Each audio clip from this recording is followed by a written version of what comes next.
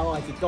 咁咧，今日咧就同大家睇下呢個花園酒店係點樣嘅一回事，同埋佢嘅外觀啊，好靚唔靚啊？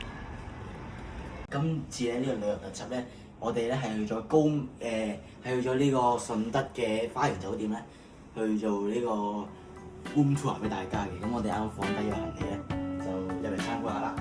咁咧呢個廁所啦，有瓷盤啦、浴缸啦，基本嘢啦。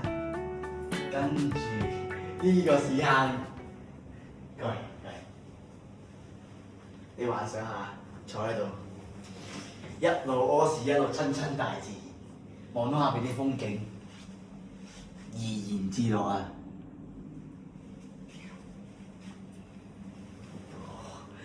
好啦，咁我哋屙完屎咯，咁咧就出嚟睇下。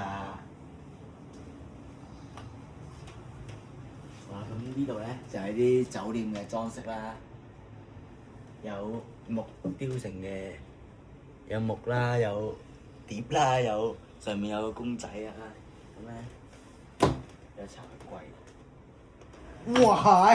得兩隻匙羹，同埋呢個擺嘢飲嗰啲紙，乜都冇。OK， 乜都冇嘅，咁就唔多 show 俾大家睇啦。呢個有雪櫃啦。OK， 有3支嘢飲，有3支汽水嘅，咁又唔知使唔使錢啦。咁我就陣間再試覆啦，同大家。有啲咖啡粉啦，2張床同埋1張咁嘅台啦，仲有部電視，跟住就嚟到大家拭目以待、期待咗好耐嘅靚景啦。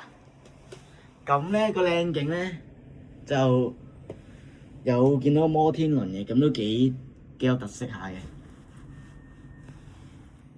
咁我咧下集咧可能就會拍下去玩下噶啦。好啦，咁大家咧，咁呢條片就嚟到呢度先。咁呢條 room tour 咧，咁我哋就下集再帶大家睇下去樓下有咩食啊，有咩玩啊。咁好啦，咁我哋今條片就嚟到呢度先。